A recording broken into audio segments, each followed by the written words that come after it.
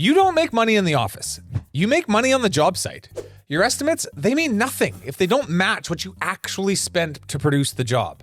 That's why job costing matters. It shows you how much profit you actually made versus how much you estimated. Without job costing, you may be able to look at your business expenses as a whole with your annual budget, but you'll have no idea where the profit's actually coming from, where you're losing money, or how to improve your operations.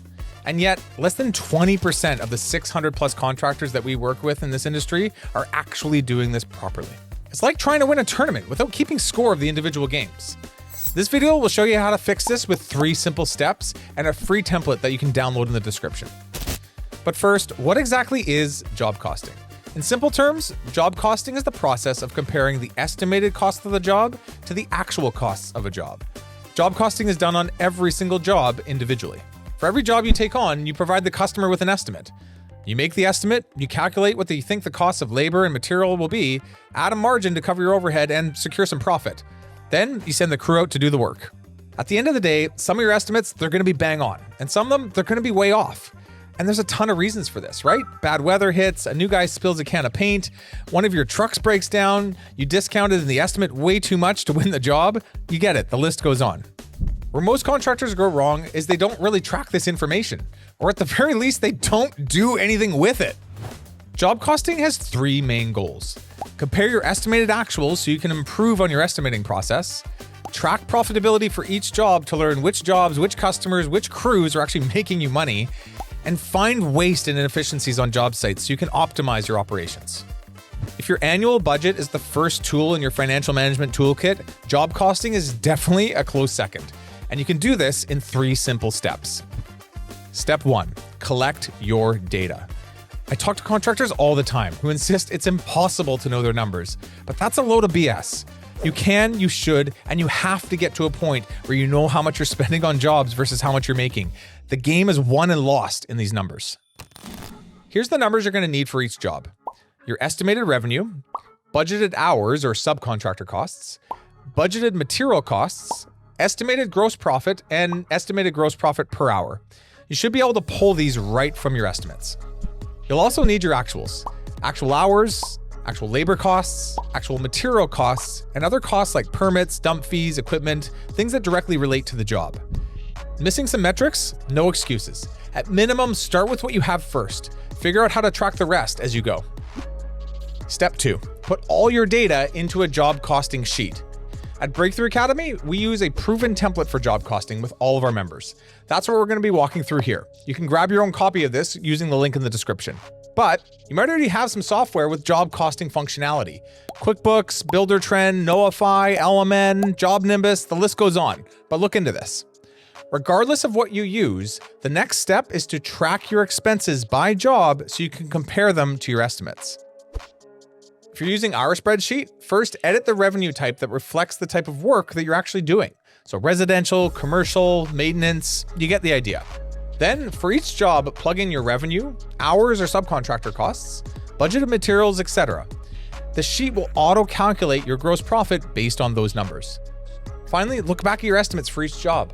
Compare the 2 sets of numbers. How accurate was your estimate? Where did you save some money? Where did you lose some money? If you do this for every job consistently, you're going to notice trends and areas for improvement. And as an added bonus, you're going to see above that you can actually tag projects by job type, by crew, by revenue stream. And in doing so, you'll start to see what types of jobs, crews, and revenue streams are making you the most amount of money. Step 3, use the data. Okay, so you've got some ideas to look at. You've started to compare your estimates with your actuals, and you've noticed some trends. Now what? This is where it gets fun. You get to use the numbers to drive decisions, make changes, and increase your profits. Let's say you notice one revenue stream makes you way more profit than the others. If you're a landscaper, maybe you notice commercial maintenance is making you way more than residential installs. If you're a remodeler, maybe you notice that kitchen renos are making you a ton of profit. If you're a painter, maybe there's consistent differences between the interior and exterior jobs that you do. You get the idea. Now you can tell your sales reps which kind of jobs they should be going after, and tell your marketing partners how to refine the ideal customer profile to better match those profitable jobs. When it comes to material, maybe you notice that your crew is constantly overspending. You investigate further to find out they're actually overusing mulch, or they're putting on an unnecessary coat of paint, or wasting perfectly good lumber. Whatever it might be, you can now address the issue and fix the problem. If you've been thinking about using performance-based pay, but you've never been sure how to actually go about it, now you have the accurate numbers you can use to track performance. For example, a ton of our members will incentivize their project managers to hit gross profit on jobs. This aligns them with the overall company objective and keeps profitability in mind. Or let's say you want to incentivize your crews to finish projects on budget and on time. You can now incentivize them with a goal, aka the estimated hours on the job, and reward them for coming in or below that budget. There's also a really interesting play when you look at gross profit per hour. This is the total gross profit made on the job divided by the hours worked by your crew. What jobs are making a high profit for every hour worked by your people? Now, this can be due to certain material upsells that they install, or it can simply be a hyper-productive crew. But this becomes evident in the gross profit per hour section. Where you allocate your people's time, to what jobs, and how productive they can be is directly tracked through this number. In the end, the more profit per hour worked by your people, the more efficient your entire business is going to run. The crazy thing is, this isn't even a complete list of all the ways that job costing can improve your business. But it should give you a pretty good idea of what you're missing out on if you're not tracking costs in this way. So there you go, your crash course in job costing.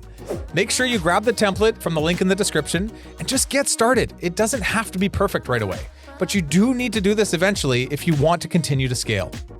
Look, if you're sitting there realizing like this is all the stuff I know I need to be doing, but you're just not quite getting traction on it, you need to reach out to Breakthrough Academy. See, you don't need to reinvent the wheel. We've been doing this for the last 10 years, systemizing over 1,500 contracting businesses just like yours. So connect with us today and let's make it happen.